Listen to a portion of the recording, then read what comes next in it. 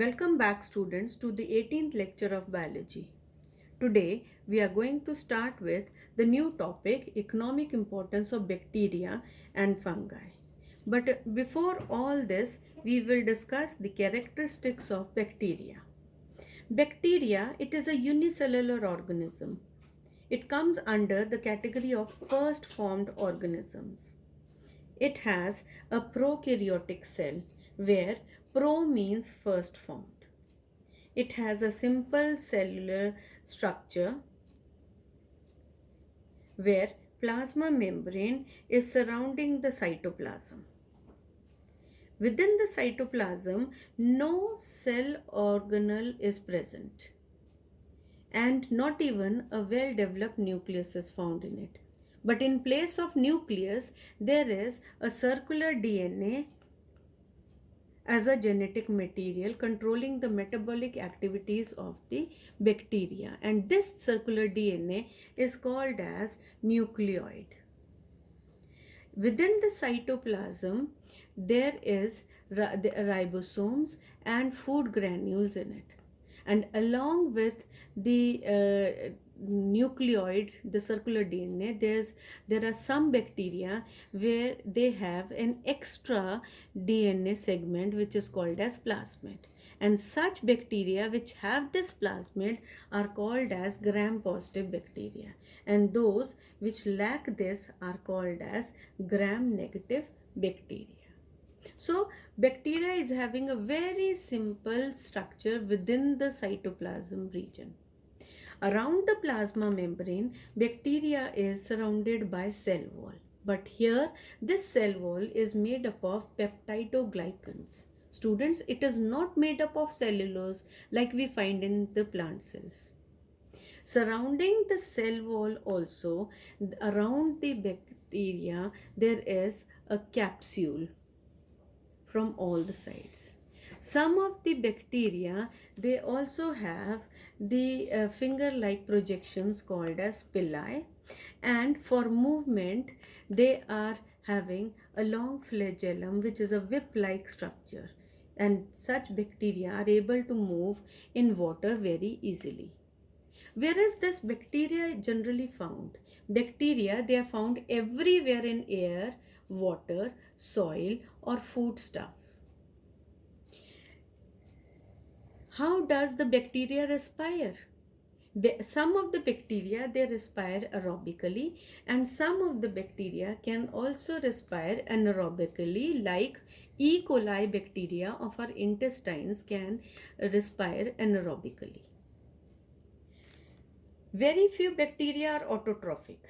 Mainly, they undergo heterotrophic mode of nourishment. Some as parasites feed on living organisms, and others as saprophytes, they draw nourishment from the dead organic matter. Now talking about reproduction, bacteria reproduces asexually through binary fission, and it can also reproduce sexually. And to overcome the unfavorable conditions, bacteria can form a hard covering around its cellular structure which is called as cyst. Now talking about the economic importance of bacteria. We already know that the bacteria, they secrete organic substances in the medium where they are present. Now, if this organic substance is beneficial for living organisms, bacteria is regarded as a useful bacteria. And if this organic substance is not beneficial, then bacteria are regarded as harmful bacteria. Bacteria are useful in the field of medicine, in the field of agriculture to balance the fertility of the soil, and very much beneficial in the industry to develop various useful products like cheese, yogurt, curd, etc. Talking about harmful aspect of bacteria, growth of bacteria within the foodstuff can spoil the food. It can lead to the food poisoning conditions. The bacteria can also cause various diseases in plants, animals, and human beings as well.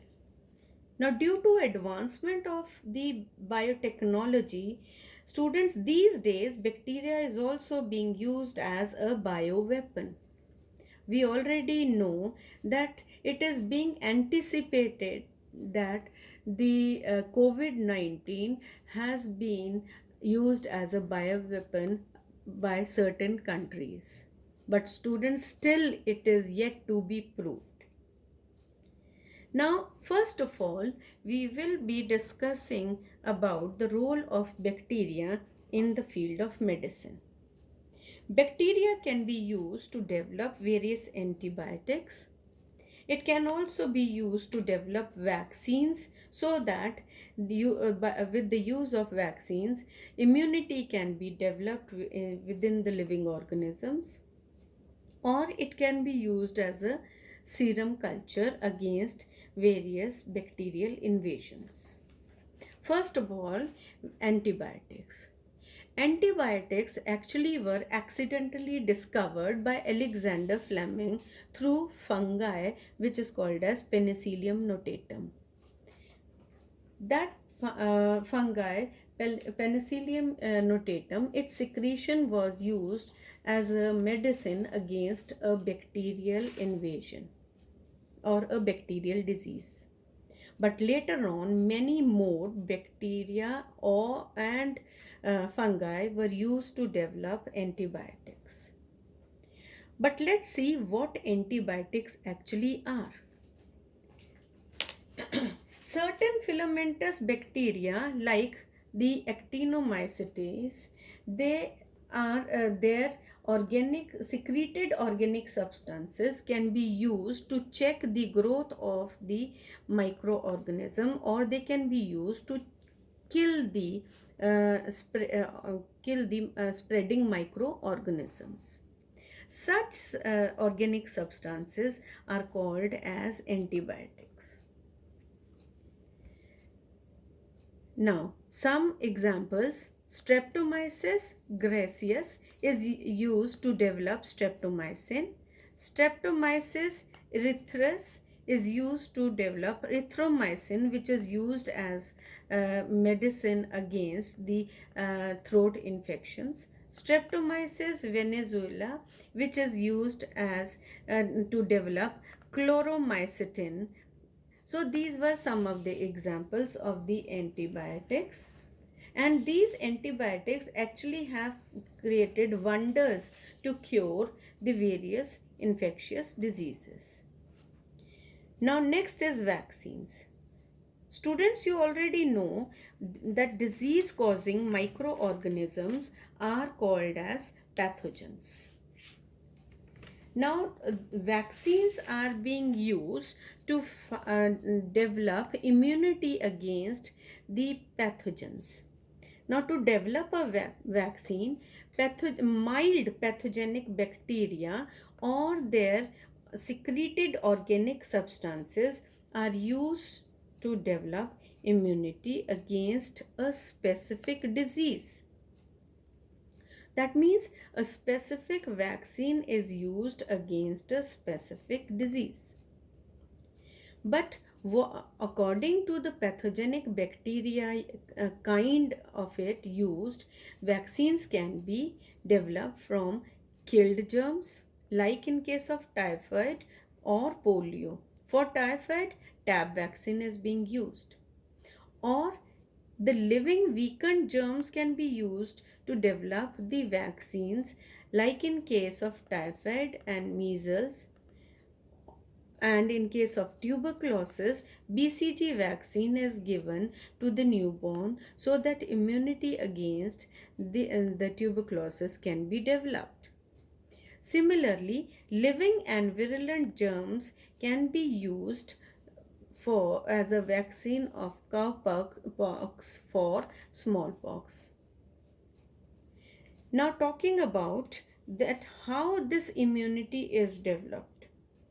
Whenever vaccines are given, due to the release of the toxins by the bacterial germs, the body starts producing antitoxins. Now, the presence of these antitoxins will stimulate the development of antibodies against the germs in the blood. And this is how immunity is developed. Now, next is the sera culture or the serum culture. Now, first of all, we will see what serum is. Serum is a clear, watery, or a yellowish part of the blood or the plasma of the blood which is left behind whenever we take blood in a test tube. And whenever we allow that uh, blood to settle down, we see a clot on the lower side. That clot is composed of RBCs, platelets, and blood protein, which is called as fibrinogen. That means from the blood, only clear watery part of the plasma is left behind. Uh, Apart from all these, that part is called as serum. Now, this serum can be used to develop the antibodies. How it is?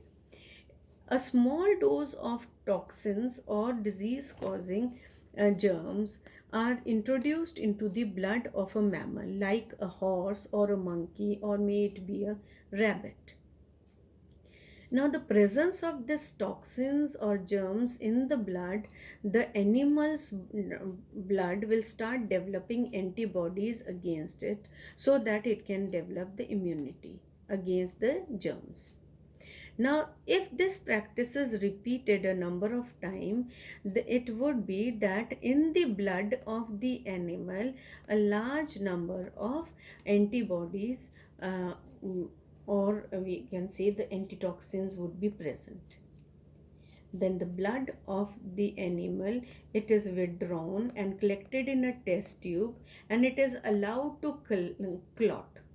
After a few hours, when the blood settles down, we see that the RBCs, platelets, and blood protein or the fibrinogen of the animal settles down, and the sera it gets, or the serum it gets collected on the upper side of the test tube. Now, this serum, which is containing antibodies, is used as a vaccine against the diseases or the bacterial invasions so that the patient can be cured. So this is how the use of bacteria, it has helped to develop the cure against other microorganisms through the development of antibiotics, vaccines, or serum. So students, today we have discussed the role of bacteria in medicine as the main part. Next time we'll be discussing the role of the bacteria in the field of agriculture as well as industry. Till then, keep on going through this video a couple of times, and please don't forget to go through the textbook also, which is also an important part of your syllabus. Till then, thank you very much.